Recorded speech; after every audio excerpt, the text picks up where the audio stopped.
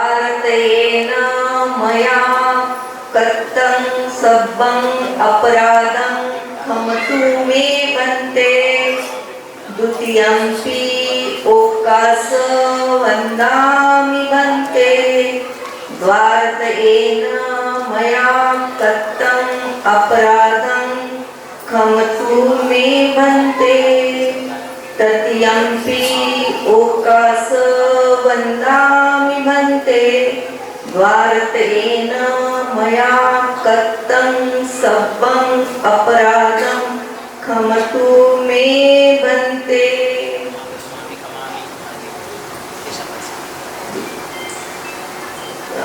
आम भन्ते साधुवाद।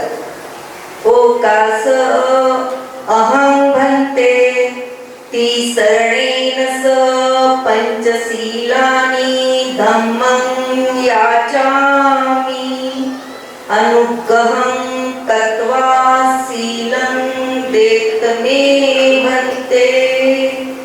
द्वितीयंपि ओकास अहं भन्ते तिसरणेन स पंचशीलानि धम्मं याचामि।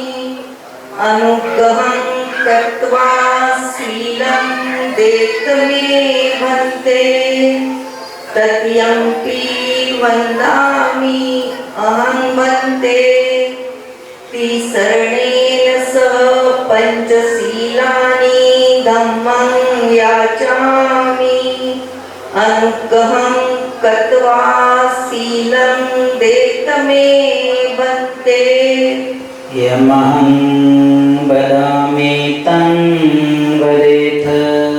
बोलिए आम भन्ते। आम भन्ते। नमो तस् भगवतो वरहतो सम्मा सम्बुद्धस्स। नमो तस् भगवतो अरहतो सम्मा सम्बुद्धस्स। नमो तस् भगवतो अरहतो सम्मा सम्बुद्धस्स। नमो तस् भगवतो अरहतो सम्मा सम्बुद्धस्स। बुद्धं शरणं गच्छामि। बुद्धं शरणं गच्छामि। धम्मं शरणं गच्छामि। धम्मं शरणं गच्छामि। संघं शरणं गच्छामि। संघं शरणं गच्छामि। द्वितीयंपि बुद्धं शरणं गच्छामि। द्वितीयंपि बुद्धं शरणं गच्छामि। द्वितीयंपि धम्मं शरणं गच्छामि। द्वितीयंपि धम्मं शरणं गच्छामि।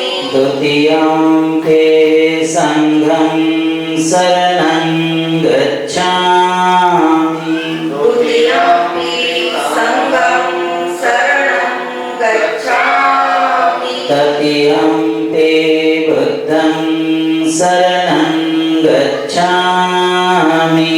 तृतीयंपि बुद्धं शरणं गच्छामि। तृतीयंपि धम्मं शरणं गच्छामि। तृतीयंपि धम्मं शरणं गच्छामि। तृतीयंपि संघं शरणं गच्छामि। तृतीयंपि संघं शरणं गच्छामि। शरणं शरणागमं सम्पूर्णम्। आम् भन्ते। पाणातिपाता वेरमणि। पाणातिपाता वेरमणि।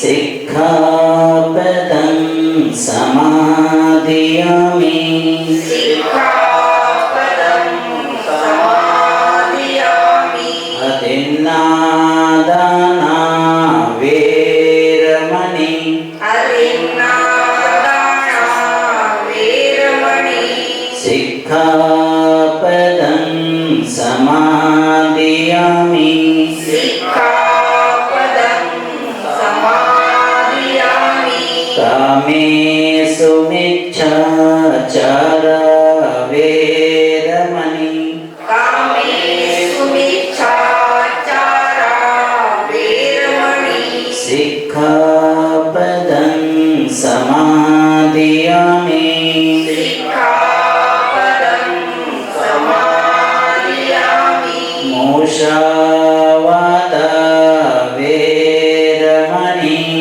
मुसावादा वेरमणि सिक्खापदं समादियामि सिक्खापदं समादियामि सुरामेरयमज्ज सुरामेरय मज्ज प्रमादठाना वेरमणि पमादठाणा वेरमणि सिक्खापदं समादियामि सिक्खापदं समादियामि तिसर्णेन सद्यं पंचशीलं धम्मं साधुकं सुरक्षितं कृत्वा अपमादेन शीलसम्पादेथ आं वन्दे साधु साधु साधु साधु साधु साधु भगवान को 3 बार नमन करेंगे। बुद्धं नमामि, धम्मं नमामि, संघं नमामि। जीवन में सुख पाने के लिए आचरण के 8 आदर्श विनय देने वाले अर्थात बुद्ध के द्वारा प्रतिपादित दुख निरोधगामी मार्ग यानी बौद्धों का धर्म चक्र है। 8 विनयों के नायक अष्ट विनय नायक यानी अष्ट विनय। विनय यानी जीवन जीने के आदर्श नियम और आर्य अर्थात श्रेष्ठ। अष्टांगिक मार्ग का एक एक अंग विनय है। 8 विनय सम्मा दिट्ठि, सम्मा संकल्पो, सम्मा वाचा, सम्मा कम्मंतो, सम्मा आजीवो, सम्मा वायामो, सम्मा सति और सम्मा समाधि। सामान्यतः तो सभी लोगों में आंखें होती है, किंतु आंखें होने का अर्थ दृष्टि होना नहीं होता। और हाँ, दृष्टि होने से भी वह ठीक हो, सम्यक हो, यह जरूरी नहीं है।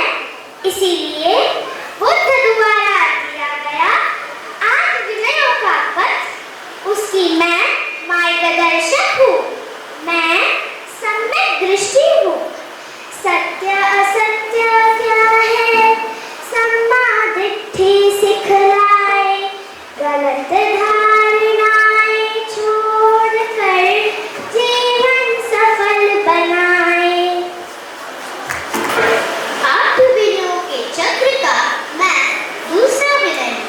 मेरे मन में मिथ्या संकल्प के लिए कोई स्थान नहीं, इसीलिए मैं निश्चय करने के बजाय संकल्प करती हूँ और वह संकल्प सम्यक हो के लिए मन को संचालित करती हूँ।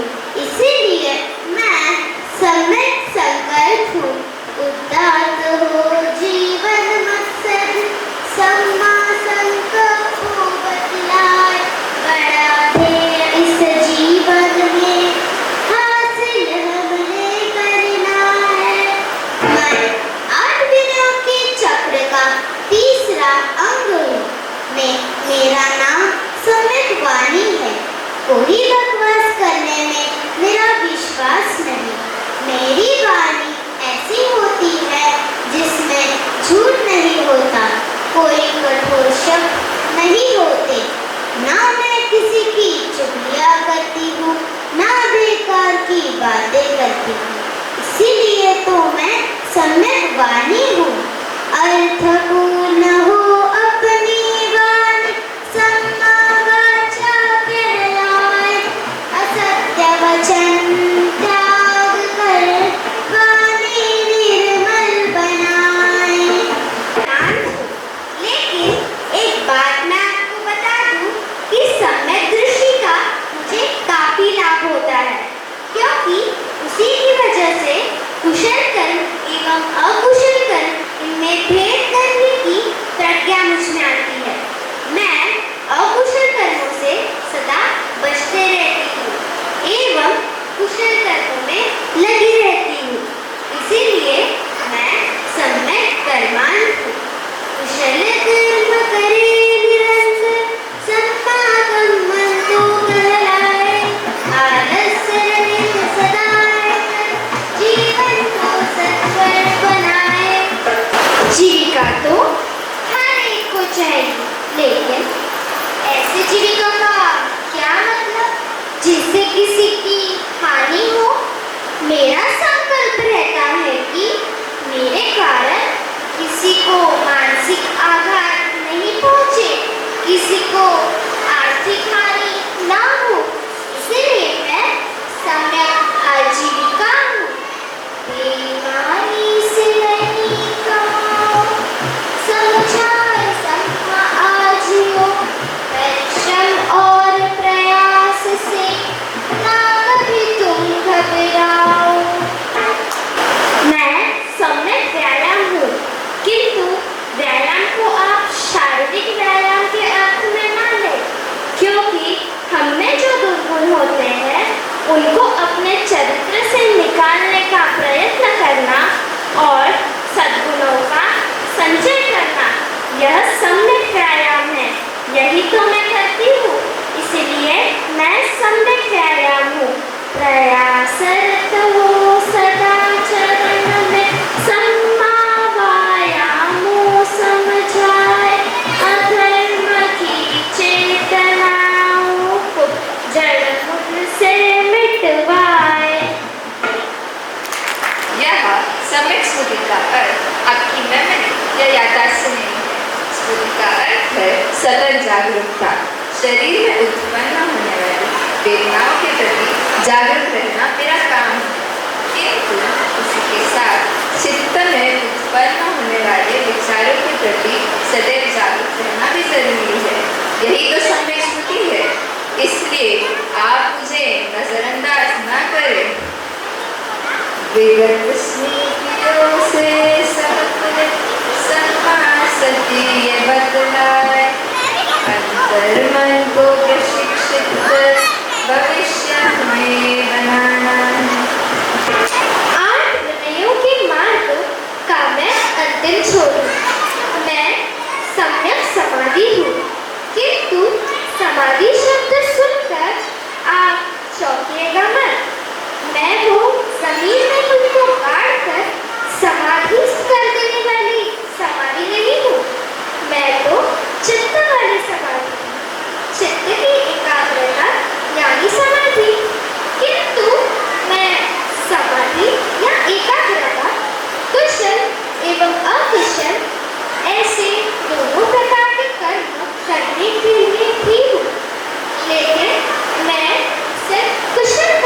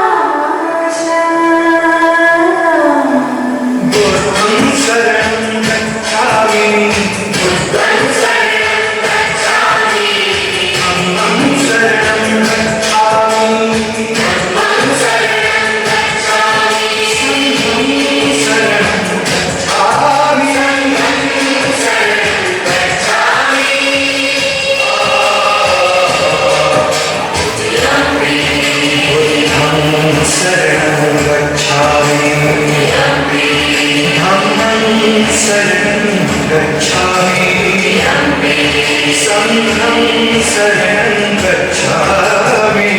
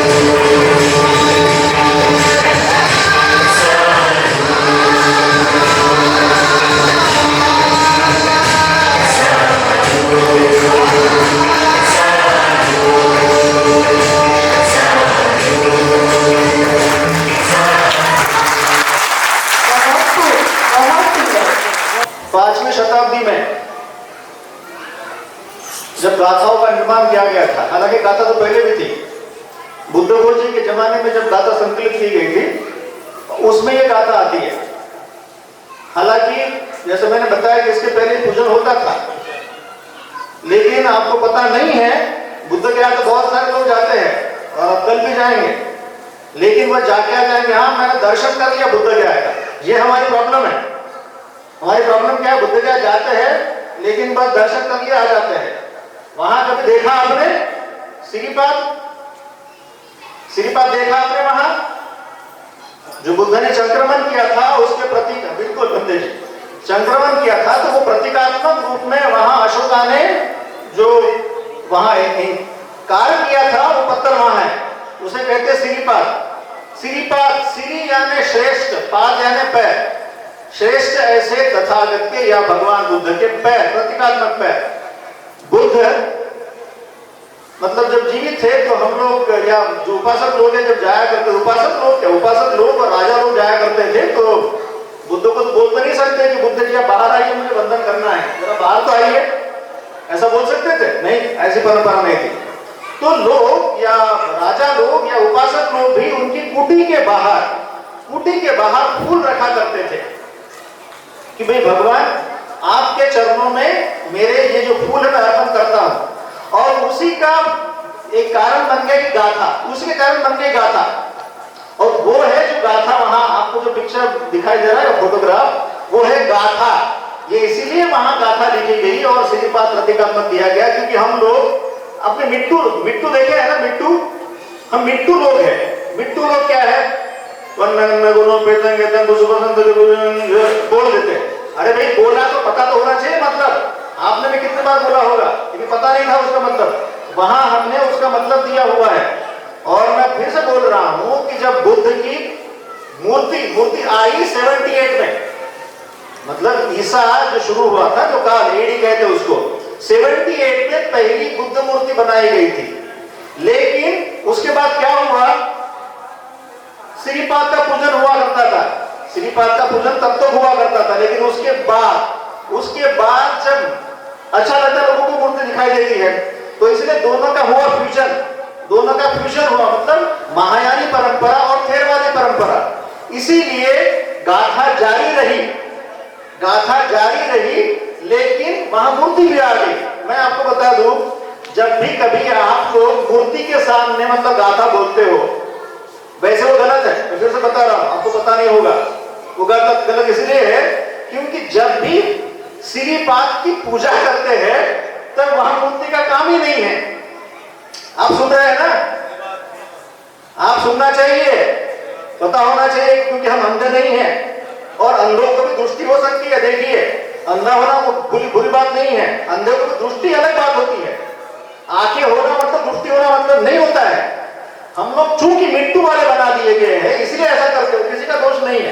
किसी ने सवाल पूछते थे, किसी का दोष नहीं है, होता ऐसे है, हम गाथा बोलते। कभी पूछा, कभी भंते जी जो मतलब वहां बिहार में होते कि पूछा, भंते जी इसका मतलब समझाइए हमें, तो भंते जी आपको समझाते, हम पूछते तो है नहीं।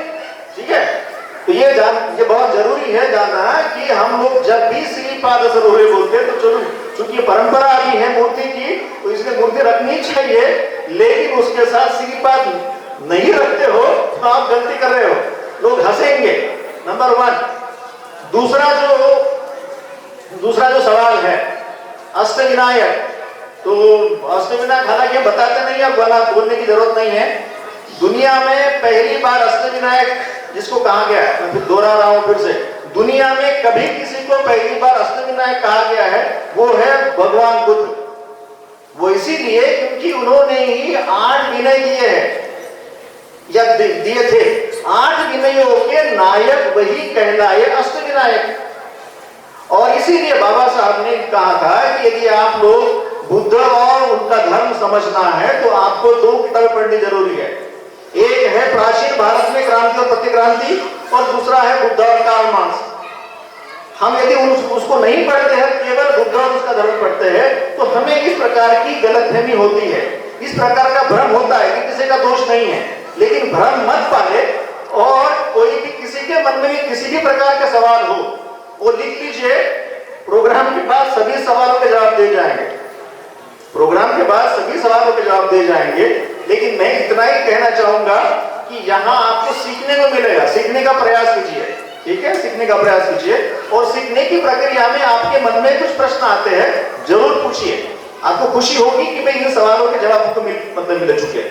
वैसे भी प्रोग्राम में भी आपको कई सामने आपको हमारे जो बाकी साथी है तो 5-5 मिनट बोलने वाले उनके एक विषय दिए हुए हैं, उन विषयों पर आपसे वो वार्तालाप करेंगे, काफी बेहतर जानकारी आपको मिलेगी, ठीक है। तो आपके मन में कोई भ्रम ना पाले, पेशेंस रखे, संयम रखे और इत्मीनान से आप सुनिए।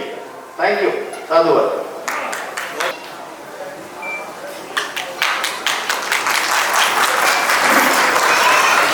श्रीमान अरविंद रामटेके जी इनको। नमो बुद्धाय। आज जो ऐतिहासिक एकमात्र धर्मचक्र प्रवर्तन दिवस का महोत्सव हम इसी धर्मचक्र प्रवर्तन भूमि सारनाथ में मनाने जा रहे हैं, ये जो कार्यक्रम है इसके प्रास्ताविक के रूप में मैं आपके सामने कुछ बातें रखना चाहता हूँ। जैसे आप जानते हैं कि बौद्ध धर्म के इतिहास में आज का दिन जो है बेहद महत्वपूर्ण है, क्योंकि आज ही के दिन जो है बुद्धा ने जो है उनको जो ज्ञान प्राप्त हुआ था, उनको जो धर्म प्राप्त हुआ था, वो धर्म जो है 5 भिक्षुओं को दिया था। और ये जो दिन है आज का दिन, ये संघ की स्थापना का भी दिन है, बौद्ध धर्म की स्थापना का भी दिन है, जिसे हम बौद्ध धर्म का जन्म दिवस भी मनाते हैं। लेकिन जैसा कि आप सभी जानते हैं, बौद्धों द्वारा इस दिन को जो है बहुत महत्व नहीं दिया जाता है। जितना महत्व देना चाहिए आज के दिन के लिए उतना महत्व जो है हम बौद्ध द्वारा नहीं दिया जाता है। पारंपरिक रूप से जो है बुद्ध पूर्णिमा को ही सबसे ज्यादा महत्व दिया जाता है। लेकिन हमारे विचार से बौद्धों के जीवन में सबसे अधिक महत्वपूर्ण दिवस यदि कोई है तो वह आज का दिवस है, जिसे धर्मचक्र प्रवर्तन दिवस के नाम से जाना जाता है। बुद्ध बनने के पश्चात संबोधित ज्ञान को, उस बहुजन हिताय बहुजन सुखाय विचार को बुद्ध ने जो है गया में नहीं समझाया। क्यों नहीं समझा? क्योंकि गया में उनसे समझने या उसको समझने की दृष्टि वो जिनमें होनी चाहिए थी, वह लोग सारनाथ में थे। और इसीलिए जो है बुद्ध जो है उरुवेला से सारनाथ आते हैं और उन्हें पहली बार अपने धर्म का उद्देश्य समझाते हैं। इसी घटना को धर्मचक्र प्रवर्तन कहा जाता है। प्रवर्तन का मतलब ही होता है स्वयं द्वारा खोजना और खोज कर उसे प्रवर्तित करना, लोगों तक पहुंचाना। यह काम, दोनों काम केवल और केवल एक साथ सम्यक संबद्ध नहीं किया है। इसलिए भगवान बुद्ध उस धर्म चक्र के प्रवर्तक कहलाए। वह आज का दिन था, यानी आषाढ़ पूर्णिमा का दिन। लेकिन आपको जानकर बड़ा ताज्जुब होगा, बहुत ही कम स्थानों पर यह दिन बड़े पैमाने पर बौद्ध धर्म के जन्मोत्सव के रूप में मनाया जाता है। आज का दिन तो बौद्ध धर्म का जन्मदिन है। लोग अपने बच्चों का जो जन्म है वो बड़े हर्षोल्लास के साथ मनाते हैं। लेकिन हम लोग जो है इसे जो है उस खुशी को, सक्रियता को जो है अपने धर्म का जन्मदिन नहीं मनाते उस पद्धति से। इसके कारण क्या हो सकते हैं?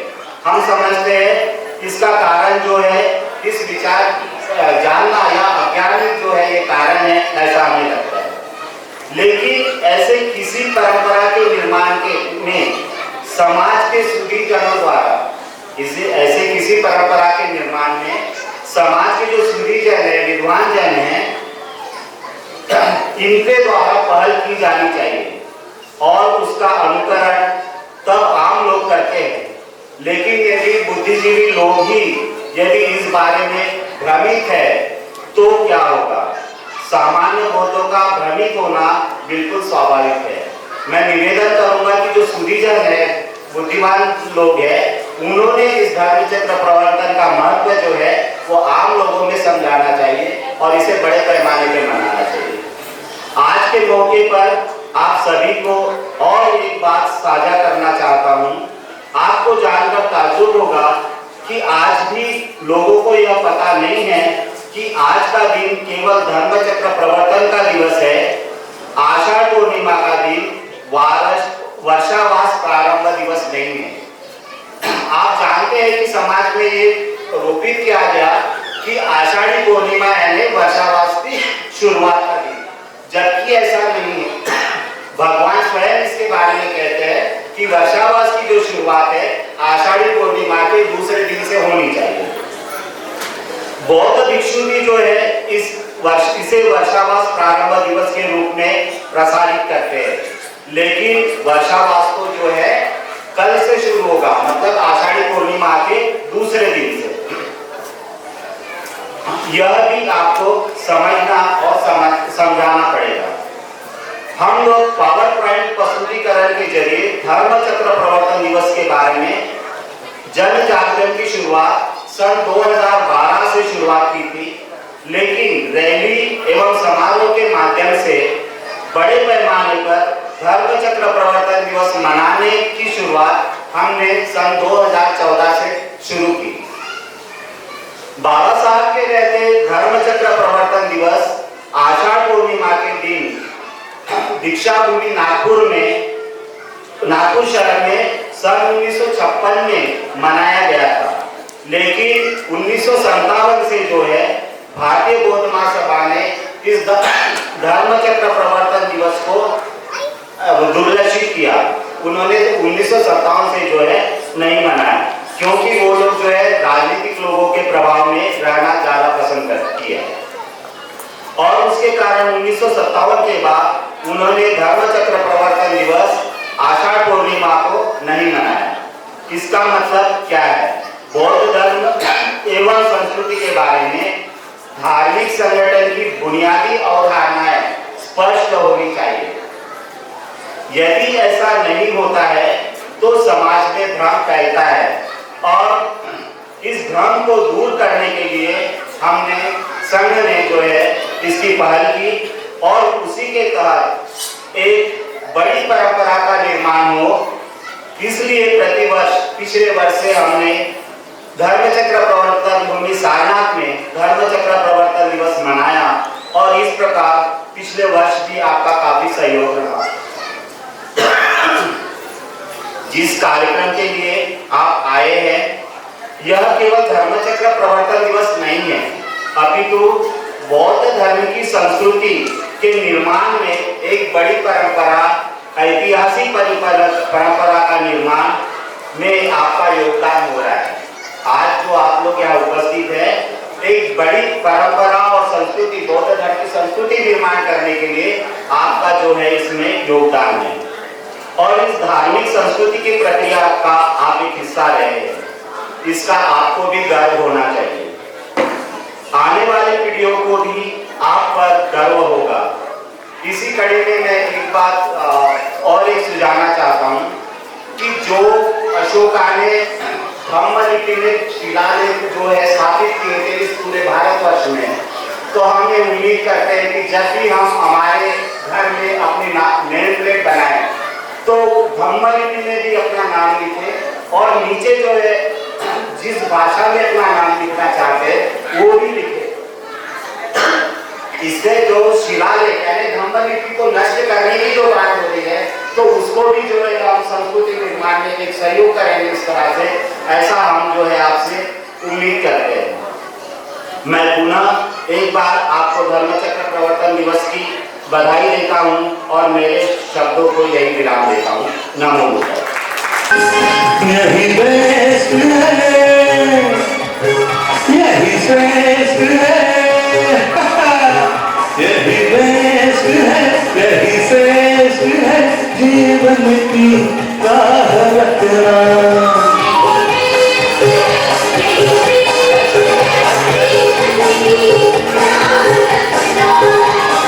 श्रेष्ठतम सुमार्ग को अष्टविनय पथ कहना, यही बेस्ट है,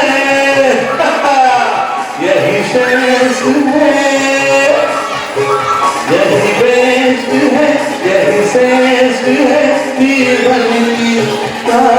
रखना।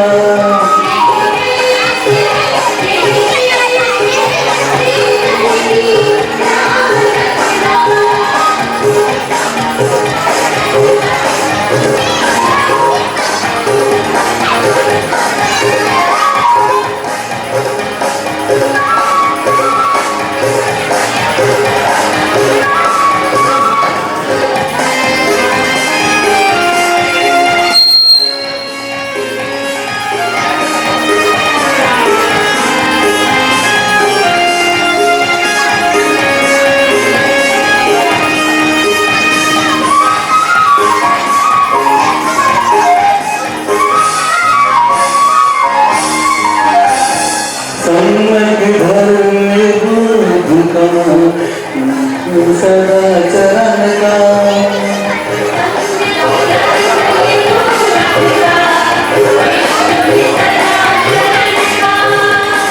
सम्यक दृष्टि दिखाती है हर चीज में वास्तविकता।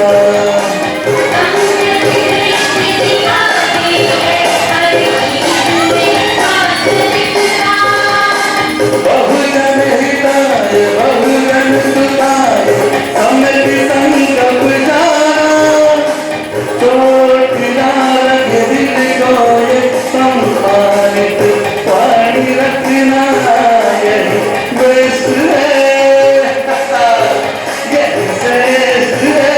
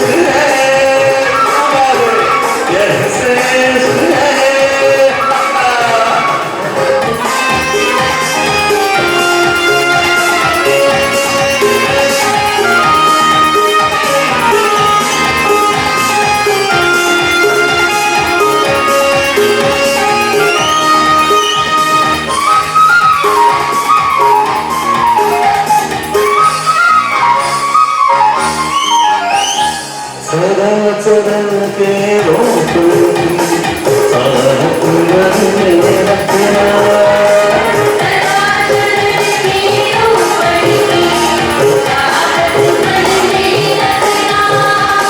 सही बात पर चलने की बात तारे साधना।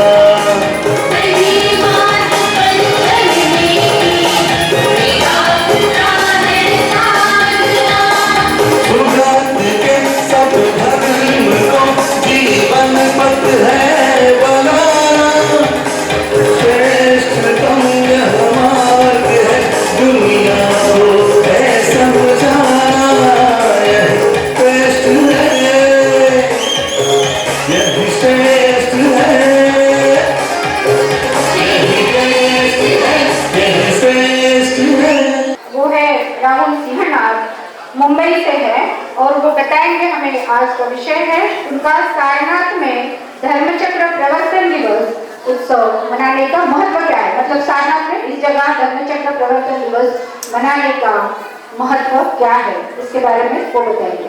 नमो बुद्धाय। मेरा नाम सिंहनाथ है, राहुल सिंहनाथ। मैं मुंबई में बिजली विभाग में इंजीनियर हूँ। हमने जो आज उत्सव मनाया, ये संस्कृति का सार्वजनिकरण करने के लिए किया है।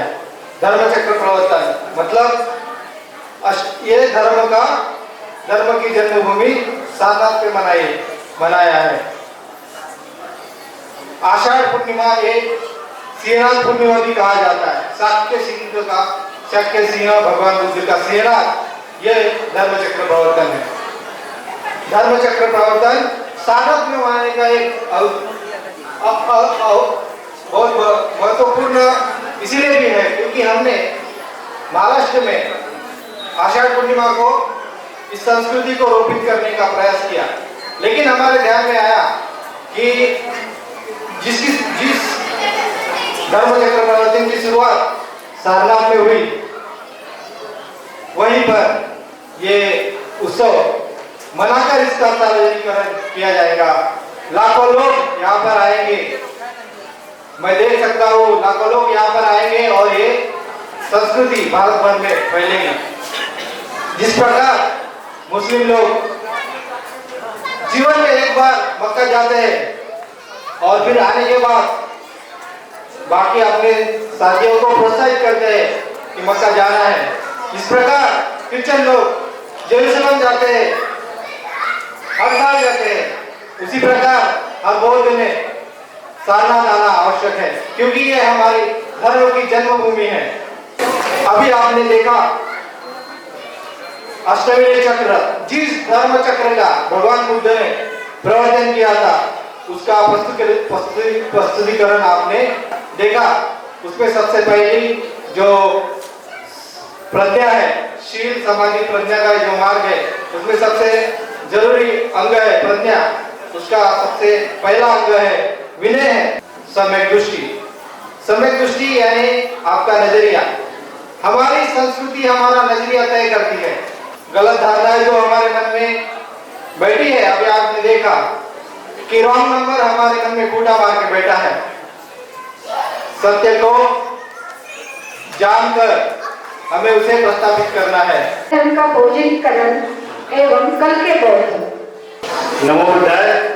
मैं चंद्रपाल सदधर्मी मथुरा से, और मैं अपने विचार को रखना चाहूँगा। बौद्धों का बहुजनीकरण। भारत में बौद्ध धर्म सम्राटों के जमाने में या उनके कार्यकाल में बहुसंख्यकों का धर्म था। भारत में बौद्ध धर्म और उसकी संस्कृति को कैसे उजागर कर सकते हैं? 1956 वाले एवी का मतलब है आज के बौद्ध, 1956 वाले बौद्ध, और केवी का मतलब है कल के बौद्ध, मतलब सम्राट अशोकालीन बौद्ध। इनका पुनर्मिलन कराए बगैर भारत बौद्ध में नहीं हो सकता। और दूसरी बात कि हमारे जो बौद्ध विहार है वो एक ही जाति के बने हुए हैं, वो बौद्ध में नहीं है। इसलिए हमें पहले भारत बौद्ध में से पहले बुद्ध विहार बौद्ध में करने पड़ेंगे। एवी के पास धर्म है, एवी के पास धर्म है लेकिन संस्कृति नहीं है। केवी के पास संस्कृति है विकृत रूप में, लेकिन धर्म नहीं है। इनको एवी की जिम्मेदारी है, 1956 वालों की जिम्मेदारी है कि वो एवी जो है केवी को और उसकी जो सुसंस्कृति है उसको उजागर करे, जो कुसंस्कृति है उसको उजागर करके उसके गौरवशाली इतिहास को बताए। नमो बुद्धाय। साधु। गोरखपुर से बुद्ध प्रिय अंबिका साहब। भगवान बुद्ध को 3 बार वंदन। उनके दिया हुआ जो धर्म है उसे 3 बार वंदन। हमारे बीच उपस्थित हैं, आपको 3 बार वंदन। धर्म चक्र प्रवर्तन दिवस के अवसर पर, बौद्ध धर्म के जन्म दिवस के अवसर पर, आषाढ़ी पूर्णिमा के अवसर पर और गुरु पूर्णिमा के अवसर पर आप सभी धर्म योद्धाओं को शुभकामनाएं करता हूँ कि क्या धर्मचक्र प्रवर्तन संदेश एक ही या अलग? तो जो मूल ग्रंथ है उसे पढ़ने से ये पता चलता है कि जो भिक्षुओं के और उपासकों के जो धर्मचक्र प्रवर्तन का संदेश है वो ये नहीं है। वो अष्टविनय चक्र के रूप में, अष्टांगिक मार्ग के चक्र के रूप में, निर्माण चक्र के रूप में, मध्यम मार्ग के चक्र में वो इसके उसे कई नामों से जाना जाता है, आप सभी जानते हैं। तो ये भी है, पर उपासकों और भिक्षुओं के जीवन में कुछ अंतर है। उनके जीवन शैली में अंतर क्या है जो शील और विनय के रूप में बुद्ध और धम्म में हमें पढ़ने को मिलता है। एक गृहस्थ के लिए शील है, एक गृहस्थ और एक श्रामिक शील को धारण करता है और उसका पालन करता है। परंतु एक भिक्षु जो है वो शील को धारण करते हैं पर व्रत के रूप में उसे ग्रहण करते हैं और व्रत के रूप में ग्रहण करते हैं और उसे न तोड़ने का संकल्प लेते हैं। यदि भिक्षु उस व्रत को तोड़ते हैं तो उनको संदंडित करता है। अंत में आप सभी को इस पुण्य अवसर पर सभी धर्मोद्धाओं का मंगल कामना करते हुए कुछ भक्ति संघ को 3 बार कर वंदन करते हुए अपनी बात समाप्त कर। मैं लीला कुंवरी फ्रॉम बांसवाड़ा राजस्थान से धर्मचक्र प्रवर्तन के लिए बुद्ध सारनाथी जो आए इस विषय पर मैं आपसे समक्ष हूँ। जैसा कि सवाल है कि भगवान बुद्ध धर्मचक्र प्रवर्तन के लिए गया से सारनाथ जी जो आए, तो इसके पीछे एक और प्रश्न आता है कि क्या गया में लोग नहीं थे? हाँ, लोग तो थे, लेकिन भगवान बुद्ध ने जो सर्वप्रथम एक नया धर्म पाया था, खोजा था, उसे सामान्य जन यहाँ तक कि बुद्धिमानों के लिए भी इसे समझ पाना और इसका अनुकरण कर पाना कठिन था। कठिन इस प्रकार से था कि भगवान बुद्ध चाहते थे कि मैं जिसे भी सर्वप्रथम धर्मोपदेश दूं तो वो उसे भली प्रकार से समझे, समझ करके अनुकरण करे, उसे स्वीकार करे और उसके अनुसार आचरण करे। ऐसे लोग गया में भगवान बुद्ध को नजर नहीं आए, क्योंकि भगवान बुद्ध गया में जो भी उस समय के मतांतर प्रसिद्ध थे, प्रचलित थे, उन सब से भगवान बुद्ध बखूबी उन्हें जानते थे। इस प्रकार भगवान बुद्ध सोचते हैं और अपने आप से प्रश्न करते हैं कि अब मुझे सर्वप्रथम धर्मोपदेश किसे देना चाहिए, मैं किसे सर्वप्रथम धर्मोपदेश दूं। तब भगवान बुद्ध के ध्यान में और उनके विचार में आते हैं अलार्कलम और पृथक राम बुद्ध। लेकिन उन्हें इस बात का भी मालूमात होता है, पता चलता है कि इनकी मृत्यु हो चुकी है। तब भगवान बुद्ध चिंतन करते हैं, मनन करते हैं कि अब मैं किसे सर्वप्रथम धर्मोपदेश दूं। तब भगवान बुद्ध को अपने उन 5 साथियों का ध्यान आता है जो निरंजना नदी के तट पर उनके साथ में उनकी सेवा में थे। तब भगवान बुद्ध सोचते हैं उन्होंने मेरे लिए बहुत कुछ किया है, मेरी बड़ी सेवा की है, क्यों ना मैं खुद अब सर्वप्रथम धर्मोपदेश उन्हें ही दूं। तब भगवान बुद्ध उसी ओर चल देते हैं और सारनाथ में जाकर इसी पतन के मृगदाय वन में भगवान बुद्ध जाकर उन्हें सर्वप्रथम धर्मोपदेश देते हैं। इस कारण भगवान बुद्ध धर्मचक्र प्रवर्तन के लिए गया से सारनाथ ही आए। नमो बुद्धाय। भंडारा महाराष्ट्र से रंजित सिंह गणपति देने वाले हैं। नमो बुद्धाय। बौद्धों के जीवन में त्रिशरण का कितना बड़ा महत्व है। आप सभी जानते हैं कि बौद्ध जगत में, सारी दुनिया में 3 शरण के अलावा कोई चौथा शरण नहीं है। और इस 3 शरण में पहला शरण जो आता है वो है बुद्धं शरण। तो हम बुद्ध की शरण में क्यों जाते हैं? तो बुद्ध क्या है ये जानते हैं। बुद्ध मतलब मनुष्य के मन की उच्चतम अवस्था, जो कि सिद्धार्थ गौतम ने प्राप्त की, इसीलिए उन्हें बुद्ध कहा गया। उस समय बुद्ध की अवस्था को जानने वाले लोग तो नहीं थे, इसे बुद्ध ने ही परिभाषित किया।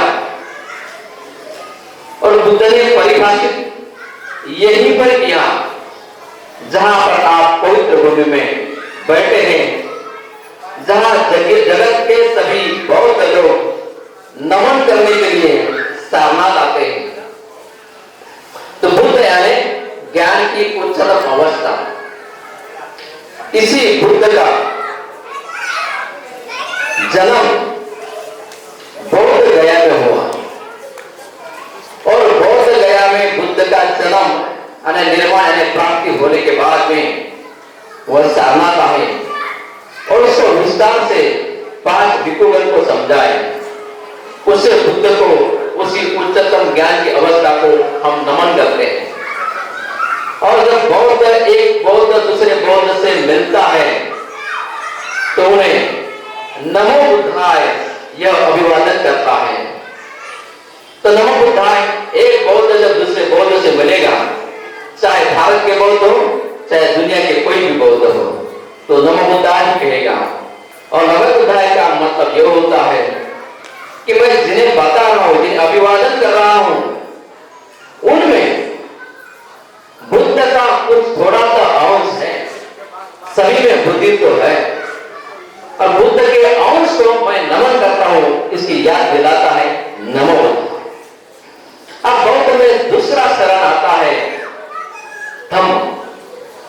धम्मं शरणं गच्छामि। बुद्ध यानी टीचर। बुद्धा ने जो हमें पढ़ाया, बुद्ध यानी टीचर, और धम्म यानी उनका ज्ञान। उन्होंने जो ज्ञान पाया है, जो समस्त जगत को इसी भूमि में पहली बार जो दिया है, जिस दिन के हम यहां तक खड़े हैं, धर्म चक्र प्रवर्तन दिन, ये धम्म का आगाज यहीं पर हुआ है, जिसे सारनाथ कहते हैं, जिसे सारी दुनिया नमन करती है। धम्म यानी बुद्ध के विचार, बुद्ध का ज्ञान। तो बौद्धों में जो 3 शरण है, पहला शरण है बुद्धं शरणं गच्छामि। बुद्ध की शिक्षा को हमने मानना चाहिए, बौद्धों का यह पहला कर्तव्य है।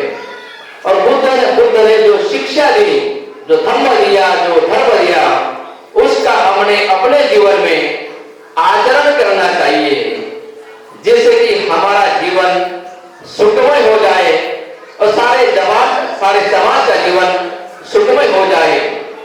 ऐसी बुद्ध की वाणी को, बुद्ध के ज्ञान को हमने अपने जीवन में अनुसरण करना चाहिए। और तीसरा जो शरण आता है वह संघं शरणं गच्छामि। यानी हमने बौद्ध जगत के सभी लोगों ने संघ को शरण जाना चाहिए, क्योंकि बुद्ध ने जब धर्म का आगाज किया, उसी के साथ में संघ की भी व्यवस्था की, ताकि बुद्ध के जाने के बाद यहाँ पर इसका जो पहिया, इसका जो रथ है, और सारे जगत में पहुंचाए, इसके लिए संघ की स्थापना की। और ये 3 शरणों का बौद्ध जगत में बहुत बड़ा महत्व है। और संघ के साथ में भिक्षु संघ और समाज का संघ, विशाल योग एवं बौद्ध धर्म का सामाजिक संदेश, इस विषय पर प्रबोधन करने वाले हैं हमारे श्रीमान संदीप रामटे के नागपुर महाराष्ट्र से। बस 2 मिनट में सर प्लीज। तो आप सभी को पता है सिद्धार्थ ने गृहत्याग किया था। गृहत्याग के कारण क्या थे? पानी का झगड़ा था। फिर उनके जो साथी थे, साथियों ने बताया कि भाई झगड़ा तो मिट गया है, भी चलो वापस चलो घर चलते हैं। लेकिन सिद्धार्थ सोचते हैं कि यार ये पानी का झगड़ा उस तरीके का नहीं है जिस तरीके का मैंने सोचा था। इसका जो डीप रूट कॉज है वो कहीं अलग है।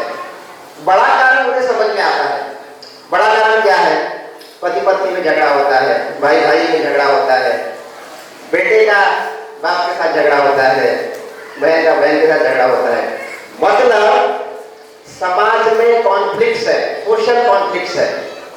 तो इसीलिए मुझे क्या करना चाहिए? भाई झगड़ा तो मिट गया है, मुझे ये सोशल कॉन्फ्लिक्ट जो है समाज में उसका मतलब इलाज खोजना है। इससे कैसे मिटा पा सकते हैं? तो हर जगह है, दुनिया में सारी जगह है। तो बोधि प्राप्ति के पश्चात मुझे पता चलता है कि भाई मुझे नए धर्म की बात पता चल गई है, लेकिन ये जो धर्म है बड़ा कठिन है समझना। सामान्य लोगों के लिए तो कठिन है ही, लेकिन जो खुद को बुद्धिमान भी समझते हैं उनके लिए भी ये असहज महसूस होगा। क्योंकि उस वक्त की जो सिचुएशन थी, तो बुद्धिमानों के लिए भी ये असहज हो सकता था। तो बुद्ध ने सोचा कि भाई कौन समझेगा, नहीं चलो नहीं बताते हैं। फिर होता क्या है कि हमारे भी मन में द्वंद्व होता है कि भाई बताना है कि नहीं बताना है। दूसरा मन बोलता है कि भाई आपने तो 6 साल तपस्या की है तो नया कुछ खोज निकाला है, तो उसको खुद के ही पास रखते हैं। कोई डॉक्टर का डिग्री लेता है ना, कॉलेज से पास होके आता है तो उसे डॉक्टर को डिग्री दी है ऐसा बोलते हैं। लेकिन जब तक वो अस्पताल नहीं खोलता है, मरीजों का इलाज नहीं करता है, तब तक वो पूरा डॉक्टर होता नहीं है। तो बुद्ध के मन में भी ये बात आई कि भाई ठीक है चलो यार कोई समझेगा नहीं है। अगर कोई सुन भी लेता है तो सुनने के बाद अगर इसे समझ नहीं पाता है, समझता भी है तो स्वीकार नहीं करता है, और स्वीकार करता भी है तो उसके अनुसार अगर वो आचरण नहीं कर पाता है तो मेरा उनको नए धर्म का उपदेश देना ये बेकार हो जाएगा, उनके लिए भी थकावट हो जाएगी। तो इस तरीके से वो सोचते हैं कि भाई मुझे नहीं पता है, बस अपने ही मन में खुश रहना है। लेकिन दूसरा मन बोलता है कि भैया आपने घर क्यों छोड़ा था? तो सोशल कॉन्फ्लिक्ट्स है, उसका उपाय ढूंढना है मुझे। अगर उसका उपाय मुझे मिला है तो मुझे जाके बताना है कि भाई इसका इलाज क्या है। तो ये जो दूसरी मन की जो अवस्था है बुद्ध की, गौतम बुद्ध की दूसरे मन की जो अवस्था है वो बोलती है कि भाई आप अभी सिद्धार्थ नहीं है, आप तथागत हो, आप समर्थ हो, आपको दुख निवारण करना है, जब में दुख है दुख निवारण करना है। तो ये जो भ्रम की स्थिति है बुद्ध की, बताना है नहीं बताना है, लेकिन अंत में तो चलो भाई बता ही देते हैं। तो ये सोचने की बात भाई बताना किसको है, फिर किसको बताना है समझेगा। मतलब उस लायक वो व्यक्ति होना चाहिए कि जो समझ सके, धर्म का उद्देश्य समझ सके। फिर उनके मन में ख्याल आता है आहार का राम है, फिर उदर राम है, लेकिन दोनों की मृत्यु हो चुकी होती है। उसके बाद वो सोचते हैं कि भाई मेरे साथी है, पुराने साथी जो राजगीर में मिले थे, उन्होंने बड़ी सेवा की थी मेरी, चलो उनको बता ही देते हैं। तो पता चलता है कि वो कहाँ है, सारनाथ में है। तो सारनाथ में आकर वो फिर उनको आषाढ़ पूर्णिमा के दिन ही वो उपदेश देते हैं। कौन सा उपदेश देते हैं? तो सोशल कॉन्फ्लिक्ट, ठीक है 15 सेकंड।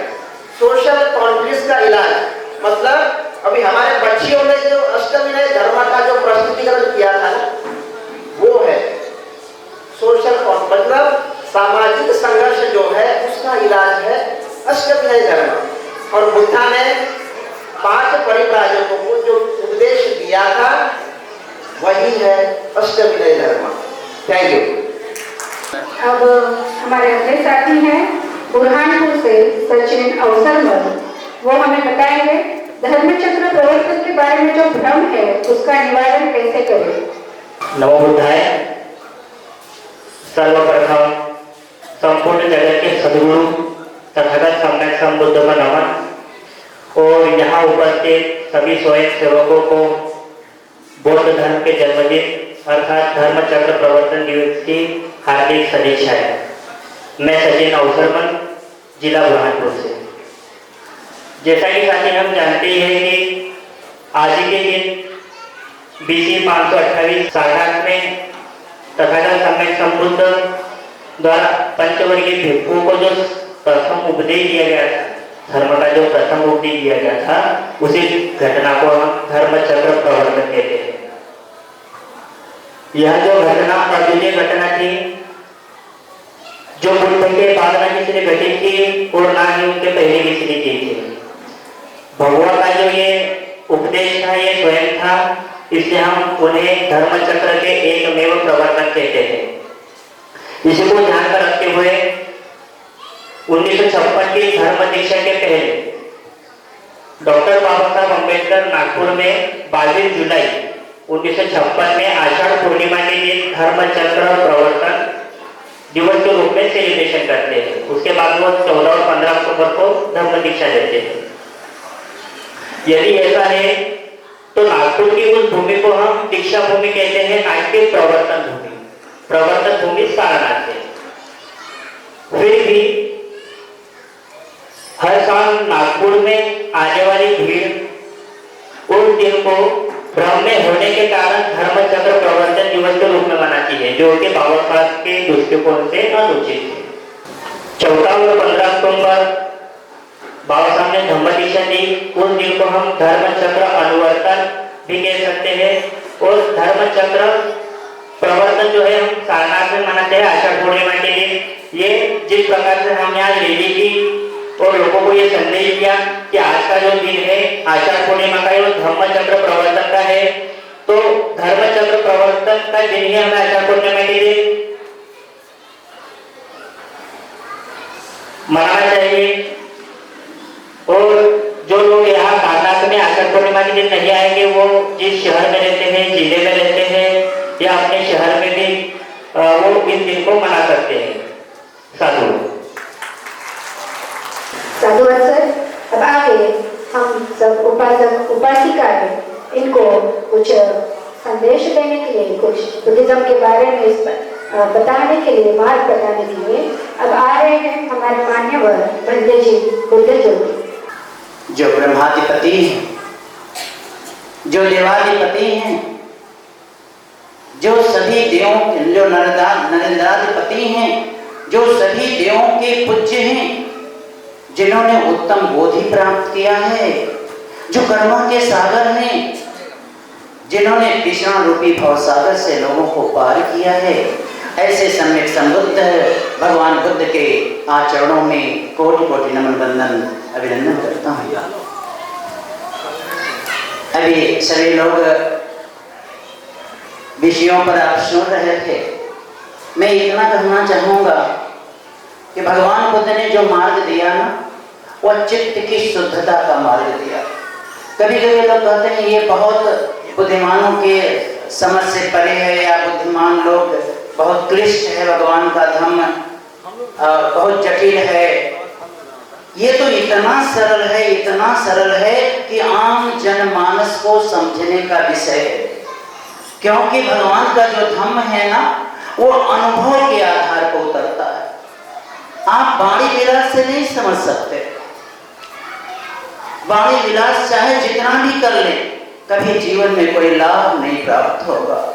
अगर लाभ प्राप्त होगा तो अनुभव, क्योंकि भगवान ने 3 प्रज्ञाएं दिया। पहला प्रज्ञा भगवान देते हैं श्रुतमयी प्रज्ञा। ये प्रज्ञा कल्याणकारी होती है, मंगलकारी होती है। सुनते हैं हम, पढ़ते हैं, जानते हैं, तो ये कल्याणकारी प्रज्ञा होती है, लेकिन कौन कल्याणकारी नहीं होती। तो दूसरी प्रज्ञा भगवान देते हैं चिंतनमयी प्रज्ञा। जब हम किसी बात को सुनते हैं और घूमते हैं, जांचते हैं, परखते हैं, तपाते हैं, तो यह चिंतनमयी प्रज्ञा होती है। उस पर चिंतन मनन करते हैं तो चिंतनमयी प्रज्ञा होती है। ये भी कल्याणकारी होती है, लेकिन पूर्ण कल्याणकारी नहीं होती। पूर्ण कल्याणकारी कौन सी प्रज्ञा होती है? भावनामयी प्रज्ञा। भावनामयी प्रज्ञा के आधार पर अनुभूत कर लिया, जांच लिया, परख लिया नहीं, बल्कि अनुभूत कर लिया, अनुभव कर लिया, प्रैक्टिकल रूप से अनुभव कर लिया। और भगवान का धाम प्रैक्टिकल का धाम है। आप देखिए ना, जब आप ध्यान लगाते हैं तो बिना सील का ध्यान नहीं लगेगा।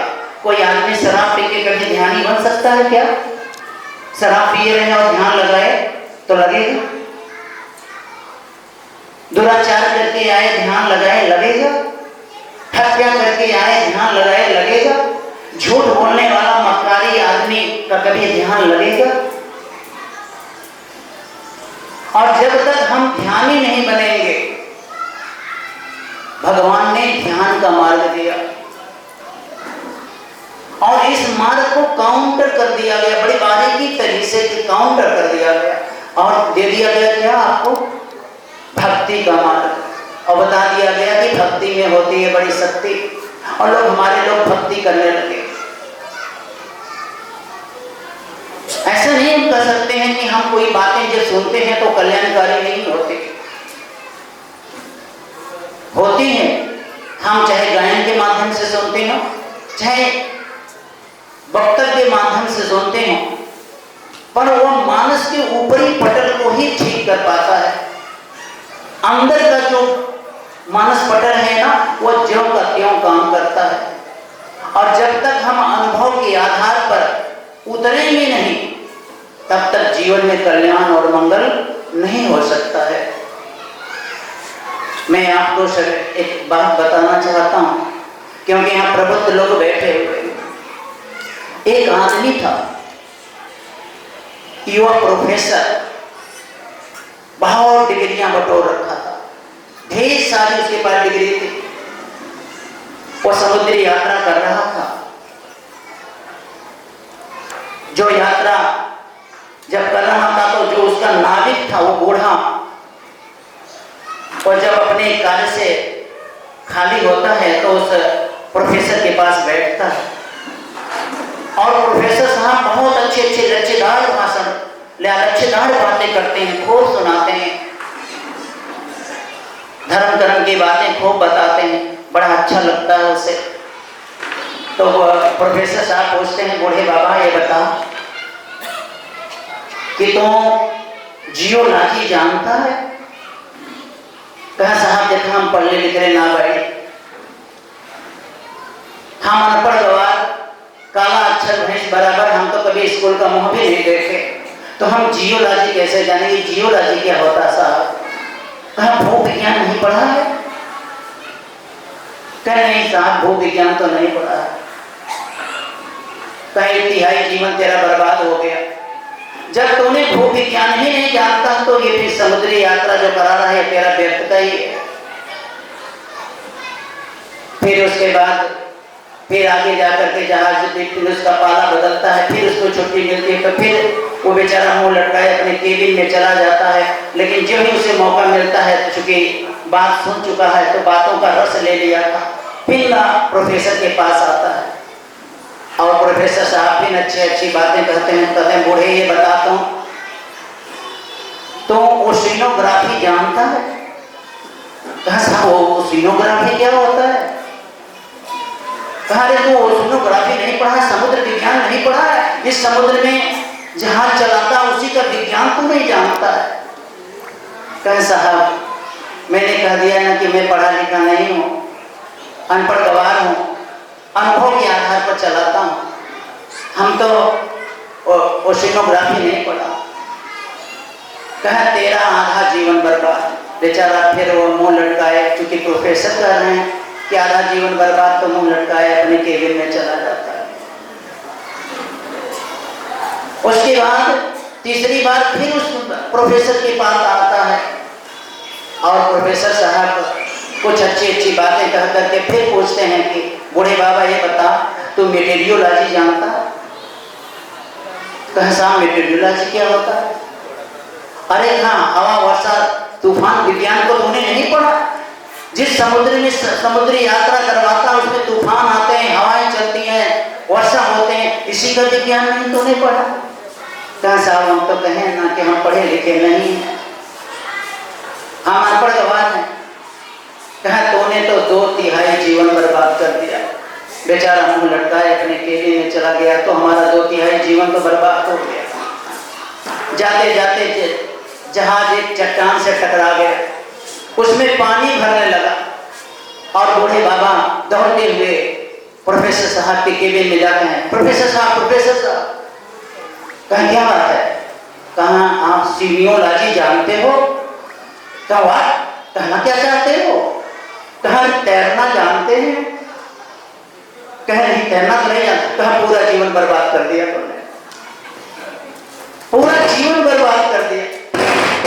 अर्थात जब तक आप अनुभव के आधार पर उतरना नहीं सीखेंगे अपने जीवन में,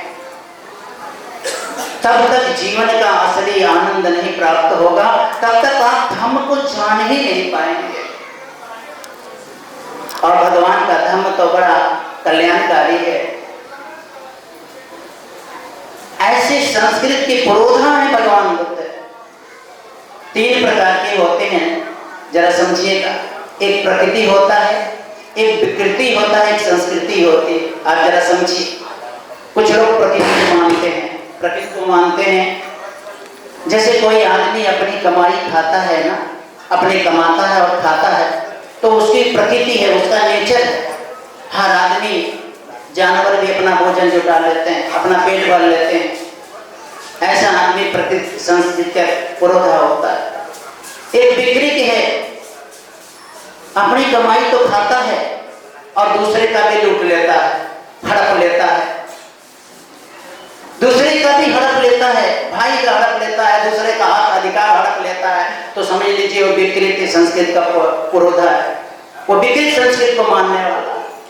और एक ऐसी भी संस्कृति होती है जो अपना तो खाता है, अगर कोई आ गया तो अपनी रोटी में से आधी रोटी उसे भी दे देता है, उसे भी खिला देता है। ऐसे संस्कृत के पुरोधा थे हम सभी लोग। आज देखिए ना, कोई आ जाता है तो अपने खाते हुए उठ जाता है कि अपनी आधी रोटी इन्हें भी खिला दे, इन्हें भी भूखा ना सुलाए।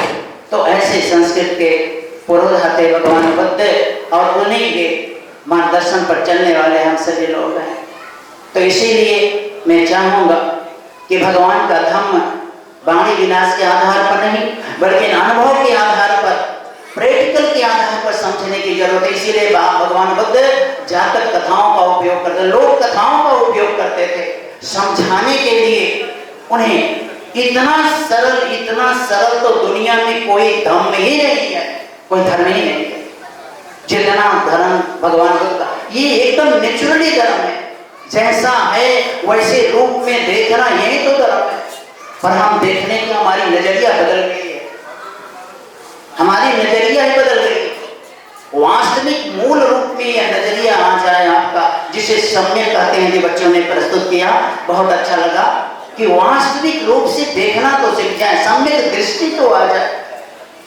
दृष्टि ही नहीं है, और भगवान वही कहते हैं, भाई देखना तो सीख जाओ, बिना नियम में देते खाना तो सीख जाओ। होश में तो खाओ, खा भी रहा है पता ही नहीं है मैं खा रहा हूँ, नहा रहा है पता ही नहीं मैं नहा रहा हूँ। कुछ सब बेहोशी में ही कर रहा है, सब बेहोशी में कर रहा है। बैठा है तो भी बेहोशी में, लैट्रिन में है तो भी चक्कर चल रहा है। अरे कम से कम लैट्रिन तो कर लो, सुचारू रूप से नहीं पेट के मरीज ही तो हो जाओगे, वहां भी चक्कर चल रहा है। तो भगवान का धर्म जीवन जीने की कला है। एक मनुष्य दूसरे मनुष्य के लिए कैसे कल्याणकारी बने, कैसे मंगलकारी बने, भगवान का धर्म यहाँ खड़ा है। और आपके बाल बच्चों को एक उत्तम जीवन जीने का मार्ग भगवान बुद्ध ने दिया, शर्त के जीवन जीने का उत्तम मार्ग भगवान बुद्ध ने दिया। तो मैं ज्यादा समय को देख रहा हूँ, क्योंकि आप लोगों ने मुझे बाधा नहीं, इसके लिए बहुत बहुत धन्यवाद। लेकिन मुझे अपनी मर्यादा का ख्याल रखते हुए हम यहीं पर अपनी वाणी को विराम देते हुए सभी को साधुवाद देता हूँ कि आप सभी लोगों ने बहुत धन्यता से भगवान बुद्ध की इस वाणी को सुना, और साधुवाद। साधुवाद पंडित जी। अब आगे बढ़ते हुए आज के हमारे मार्गदर्शक आदरणीय बुद्ध प्रिय मुसाफिर सर तथा बोधिसत्व बाबा साहब भीमराव अम्बेडकर, सम्राट अशोक, सभी को नमन करते हुए आज धर्म चक्र प्रवर्तन दिवस के इस पवित्र पावन अवसर पर आप सबको मंगल कामना प्रसिद्ध करते हुए 5 मिनट के अंदर बात को रखता हूँ। हमारे सभी धर्म मित्रों, 2-3 बातें समाज के अंदर धर्म चक्र प्रवर्तन दिवस को लेकर के जो भ्रांतियां चल रही है। एक्चुअली में हमसे धर्मप्रिय गुलाब जी सर्वप्रथम मिले और ये बात मैं बराबर बोलता हूँ, इसलिए आज भी बोलता हूँ। इन्होंने 2 बातें बोला कि धर्म चक्र प्रवर्तन दिवस आषाढ़ी पूर्णिमा के दिन सारनाथ में हुआ और लोग धर्म चक्र प्रवर्तन दिवस 14 अक्टूबर 1956 को भी मानते हैं।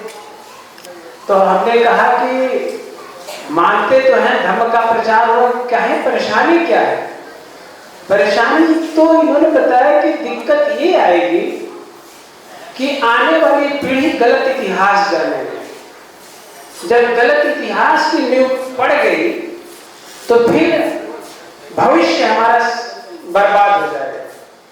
तब बाबा साहब अम्बेडकर की एक बात मेरे जहन में बराबर रहती है कि जिन्हें इतिहास का निर्माण करना है उन्हें अपने समाज के इतिहास की आवश्यक और महत्वपूर्ण जानकारी होना आवश्यक है। यदि इतिहास का निर्माण करना चाहते हैं तो इतिहास कितना महत्वपूर्ण है, तब ये बात समझ में आती है कि इतिहास के नींव पर ही भविष्य का निर्माण होता है। तो मैंने भी गूगल को सर्च किया, वहां भी धम्म चक्र प्रवर्तन की जब बात आई तो धम्म दीक्षा दिवस जो तिथि की 14 अक्टूबर 1956 वही आ रहा था। तब मैंने भी परम आदरणीय धर्मप्रिय गुलाब को मैं इसलिए क्रेडिट देता हूँ कि ये पहले व्यक्ति थे जो मेरे को जोड़े आदरणीय सर से, डॉक्टर विनोद जी से, और आज सुंदर साहब से भी बड़ी मुलाकात हुई, बाग मारे जी सबसे मुलाकात हो गई।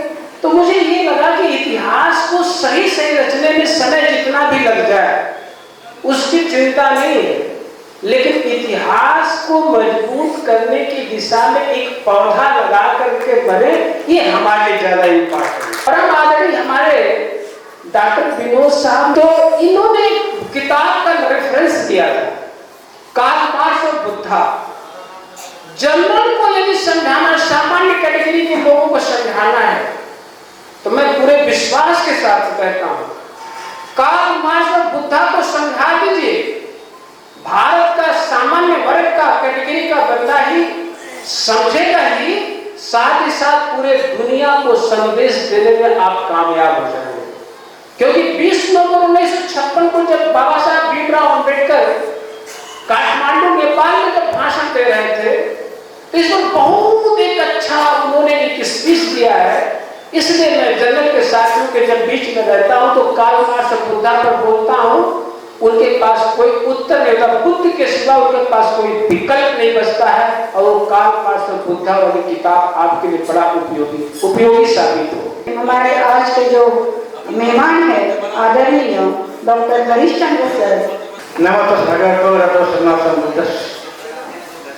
सामाजिक प्रवर्तक प्रशासन बाबा साहब डॉक्टर अम्बेडकर को सशक्त नमन करते हुए कुछ भजन जी, मन बैठे विद्वान जन, आप पट्टा उपासक सारों को धन्यवाद अभिनंदन साहब बात कहता हूँ। जब पीएचडी किया तो अखिल भारतीय शिक्षक सम्मेलन किया तो महाराष्ट्र कोर्स प्रोफेसर चीफ साहेब का केंद्र आई एक मकवाना बुलाया, बड़ी चमकी थी, तो मैं कहा अनुसूचित ज्ञान के शैक्षिक विकास। उन्होंने कहा कि मैं अपने सरकार खिलाफ बोल गया, मंत्र छिड़ गया। तो हमारा पहले प्रेक्षागृह है, बुलाता था, देखता था, सच है, अब अपने में आत्मचिंतन की जरूरत है।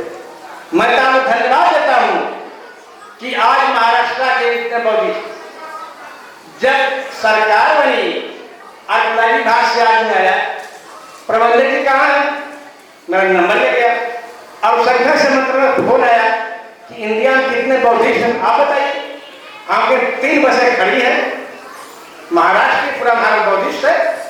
ये जो मेरा क्षेत्र देखिए, तो उसके बाद राजेंद्र सिंह ने यहाँ पर शांति यात्रा निकाला और धर्म भजन निकाले।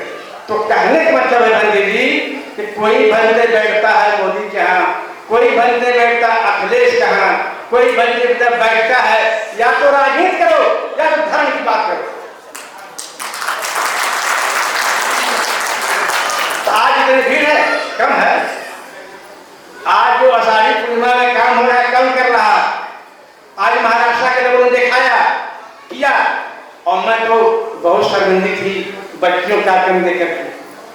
आज महिलाओं कार्यक्रम के चैलेंज में क्या तमसा दी, महिलाओं के आगे इतनी महिलाएं किसी कार्यक्रम में होती हैं, तो मैं तो बहुत आपका भारी हूं, धन्यवाद देता हूं कि आप जरा सोच लेंगे तो शायद ना बोल गया में भीतर में जो सेध लगाई जा रही है तो सेध बंद हो जाएगी, न बुद्धिज्म कहने का मौका हमें नहीं मिलेगा। साथियों, आज का दिन बहुत पवित्र दिन है, जिसका शुभारंभ हमने 2 साल पहले किया था। ये हमारे लिए बहुत गर्व की बात है कि हमने पिछले साल बहुत शानदार ढंग से इस कार्यक्रम की शुरुआत किया और ये हमारा दूसरा साल है।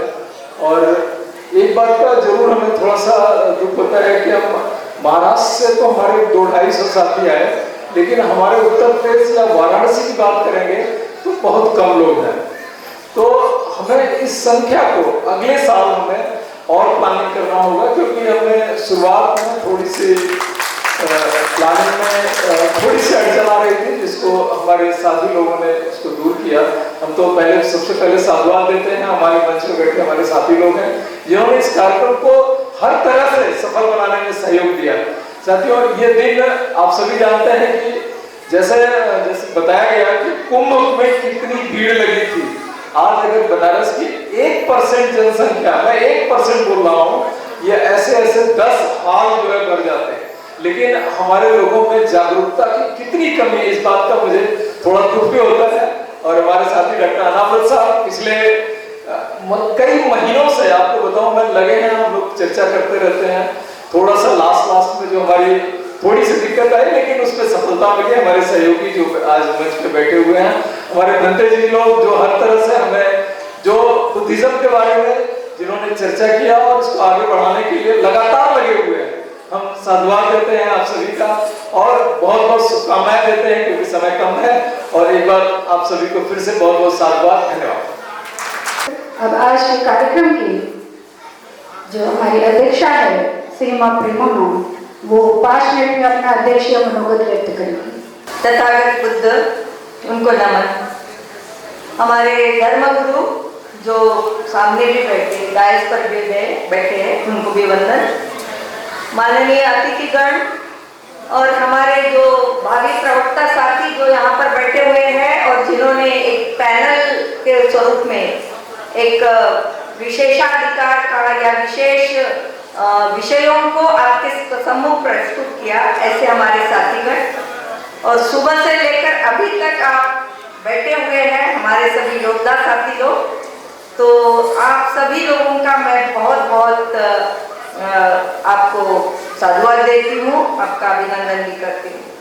अभी तक के जितना भी वक्तव्य हमारे साथियों ने किया, उस बात से एक बात पता चलती है कि जीवन में दुख है। अभी जो बातें चल रही है कि जैसे हमने कहा कि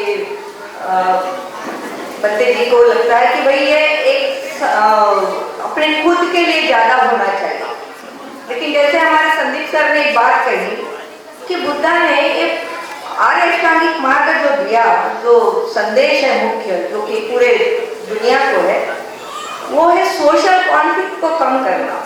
सोशल कॉन्फ्लिक्ट यानी भाई भाई का झगड़ा होता है, इसका उसका झगड़ा होता है, यह क्यों होता है? तो हम वास्तविक जीवन में, अपने जीवन में भी देखते हैं और साथ ही साथ जब सार्वजनिक जीवन में देखते हैं तो फिर हमें बुद्धायन धर्मा, बुद्धायन धर्मा जो किताब बाबा साहेब जी के द्वारा लिखी गई और उनमें उन्होंने जो प्रिंसिपल्स बुद्धा के बताए कि केवल मनुष्य को अपने जीवन के लिए नहीं बल्कि दूसरों के जीवन के लिए भी जीना है। तो इसीलिए हम थोड़ा चर्चा करते हैं कि इंसान को आवश्यकता क्या है। तो एक है सत्य की खोज करना और मानवतावादी धर्म का पालन होना। ये दो मनुष्यों के जीवन की बहुत ही महत्वपूर्ण बातें होती है। क्योंकि क्या होता है जीवन में दुख किस प्रकार का है। एक तो पहला दुख है इंसान के लिए खुद ही दुख निर्माण करता है। जैसे कि पंचशील की बात बहुत हुई, तो पंचशील का होना मतलब इंसान के लिए खुद दुख निर्माण करता है। उससे मुक्ति पाने के लिए जीवन का शुद्धता होना, जीवन की पवित्रता होना आवश्यक होती है। दूसरी बात यह है कि कोई इंसान दूसरे इंसान के हक जब छीन लेता है, उसके अधिकार को जब छीन लेता है, तब दुख के निर्माण होता है। और यह है सामूहिक दुख जिसको हम कहते हैं। और तीसरा जो नेचुरल है, नैसर्गिक, इस प्रकार के तो तीन बातें बाबा साहेब जी के राइटिंग्स एंड स्पीचेस में जो लिखा गया है कि पहला है आध्यात्मिक दुख, खुद को दुख देना। दूसरा है अधिभौतिक दुख। अधिभौतिक है लालसा, मोह, इस प्रकार का जीवन जो जीना चाहते हैं वो दूसरों का हक छीन लेते हैं, इस प्रकार का दुख। और तीसरा है वे अधिदैविक दुख, मतलब जो नेचुरल कैलामिटीज आते हैं, इस प्रकार के दुख।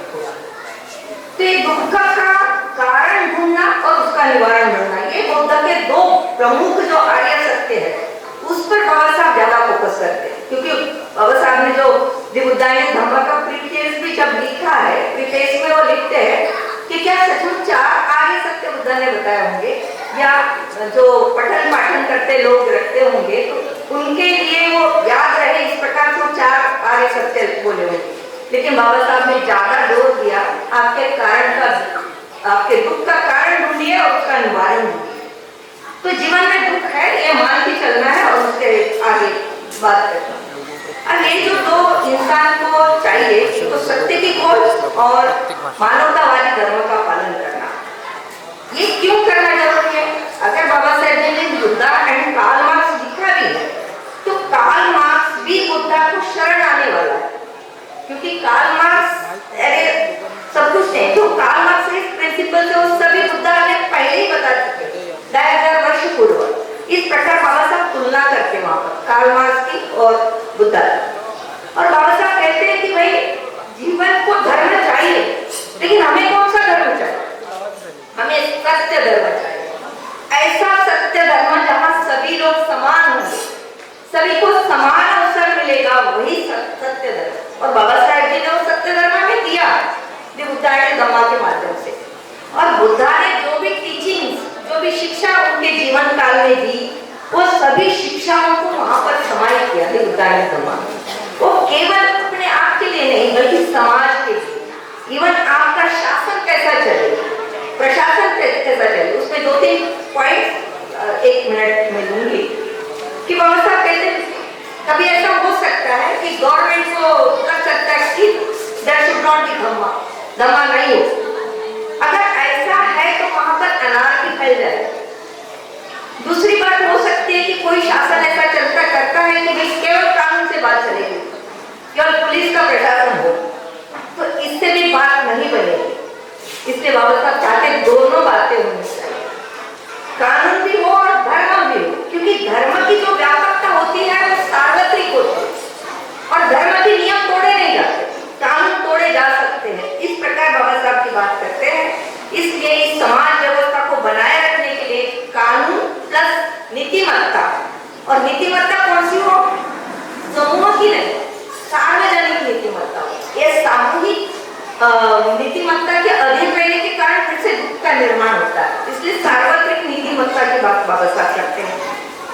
अब इसके लिए बाबा साहब बोलते हैं कोई भी धर्म सही है या गलत है, इसकी पहचान करने को आपको उसको 3 टेस्ट से गुजारना पड़ेगा। केवल नीतिमत्ता से धर्म नहीं बन जाता, क्योंकि धर्म में जो नीतिमत्ता होती है तो ये जो ऊपरी दिखावा होता है, यानी इवन जो अधर्म की बात बाबा साहब कर रहे हो लिटरेचर में, वहां पर बोल रहे हैं कि अधर्म में तो मानने वाले लोग भी जो मॉरलिटी से जी रहे, नीतिमत्ता से जी रहे, वो इनबिल्ट है उनका, वो धर्म में उनकी नीतिमत्ता नहीं है। Every religion must have the morality in their root. तो रूट वाली मॉरलिटी जो जिस धर्म में है वो बाबा साहब हमें दिए हैं बुद्धायन धम्म में।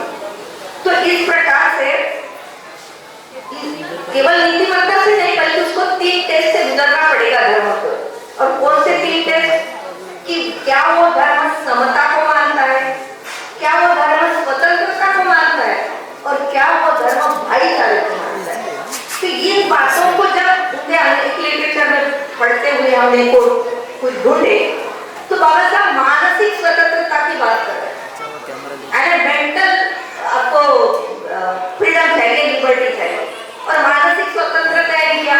अपनी बुद्धि को जागरूक रखकर अपने हक और अधिकारों को जानना, परिस्थिति का दास नहीं बनना, उल्टा परिस्थिति को मोल्ड करके अपने पाले में करना, ये होती है स्वतंत्रता। हम लोग केवल कैजुअली स्वतंत्रता, समता, भाईचारा, बुद्ध का धर्म मानते हैं, लेकिन हमने भी सोचना है कि मानसिक स्वतंत्रता का कितना मूल्य है।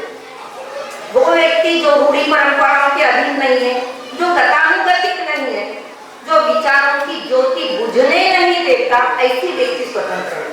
जो पराजित नहीं है, दूसरों की सीख के अनुसार चलता नहीं है। और इसलिए बाबा साहब का भाषण जो है उसमें कहते हैं कि धर्म में भक्ति मुक्ति का मार्ग हो सकता है, लेकिन राजनीति में वो क्या होगा, बहुत बड़ा खतरनाक साबित होता है। इसलिए स्वतंत्र मानसिकता होना बहुत जरूरी है। कार्य कारण भाव की सीख ध्यान में रखकर चलता है, अन्य किसी भी सीख को नहीं मानता, उसका विश्वास नहीं करता। जो अपने हकों और हकों का अपमान होने पर दक्ष रहता है, उसके खिलाफ लड़ता है, ऐसा व्यक्ति स्वतंत्र है।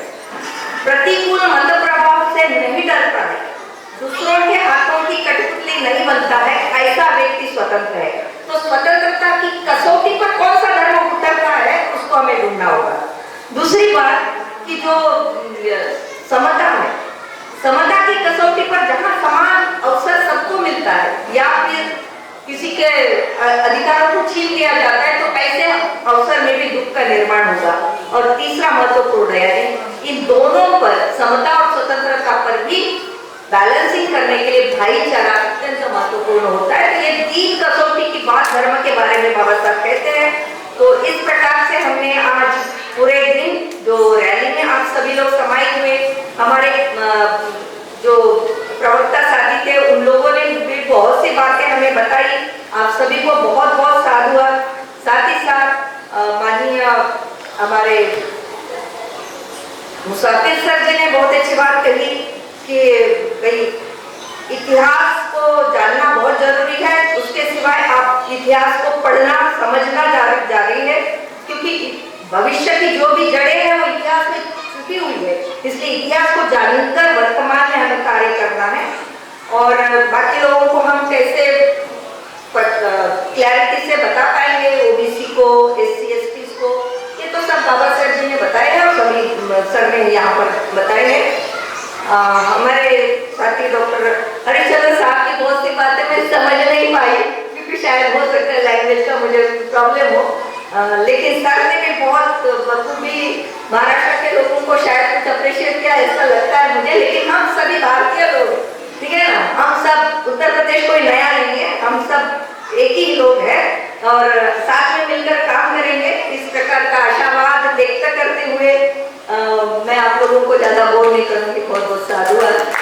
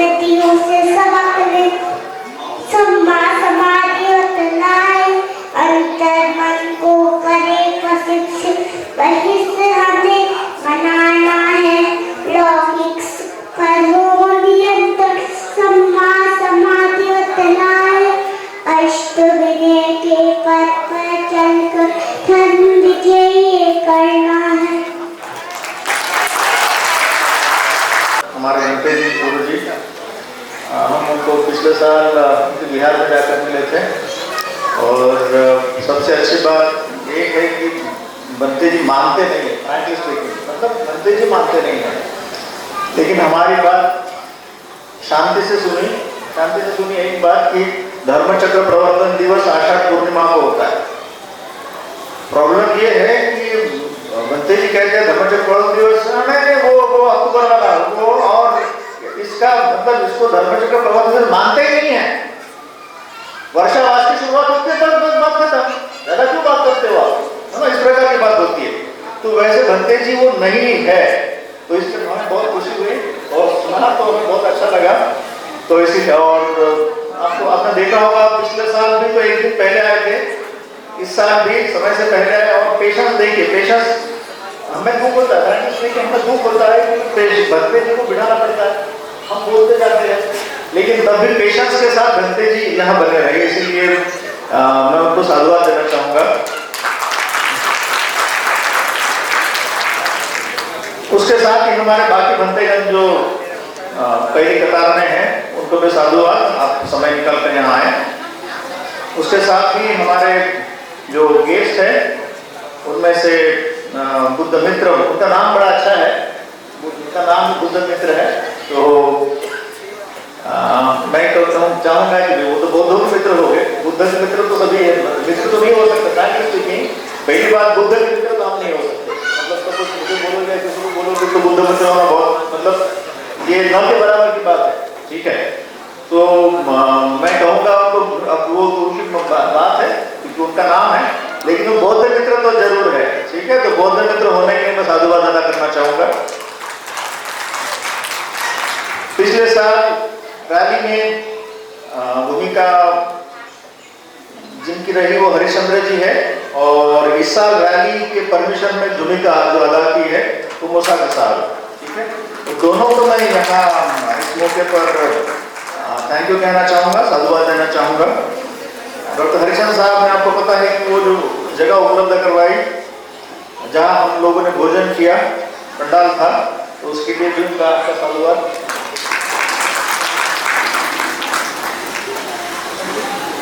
और हमारे जो वक्ता है माफी के साथ साधुवाद अदा करना चाहूँगा, क्योंकि हम तो चाहते थे कि 5 से 7 मिनट उनको समय दिया था, लेकिन कई बार उनको 2 मिनट में निपटाना पड़ा, लेकिन इसके साथ मतलब तभी उन्होंने अपनी बात कही बिना झिझक के, तो इसलिए उनका साधुवाद। हमारे एक साथी जो सुगत जी है, उन्होंने कह दिया कि भाई देखिए मैं बात समझा नहीं पाऊंगा, मुझे 5-7 मिनट चाहिए। हमने कहा आपको 5-7 मिनट दे नहीं पाएंगे हम, तो बोले मैं भाषण नहीं दूंगा, मतलब प्यार प्रेम से बोला कि यदि ऐसी बात है तो फिर मुझे आप एक्सक्लूड कीजिए इस बार, ठीक है। तो इसीलिए मैं स्पेशली सुगत जी का थैंक यू अदा करना चाहूँगा। उसके साथ ही हमारे जो साथी आपने देखा होगा वीडियोग्राफी जो कर रहे हैं बुरहानपुर मध्य प्रदेश से, मतलब शुरुआत रैली के प्लेस से यहाँ तक अभी बने हैं सचिन अवसरमन बुरहानपुर से, उनका स्पेशली मैं थैंक यू अदा करना चाहूँगा, बिकॉज उसको पेशेंट की आवश्यकता होती है और बाकी काम छोड़कर फिर आना पड़ता है।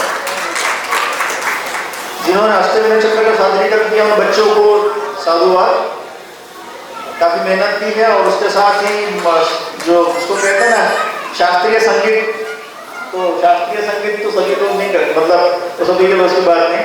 तो हे मानव तो मुख से बोल दिव्यांश का गौतम ने बेहतर ढंग से रिप्रेजेंटेशन दिया है, तो उसके लिए उसको तो साधुवाद देना चाहूँगा ही, लेकिन उसके साथ उनके माता पिता, माता उनकी कांचन सिंह और पिताजी को भी, दोनों को मैं साधुवाद अदा करना चाहूँगा।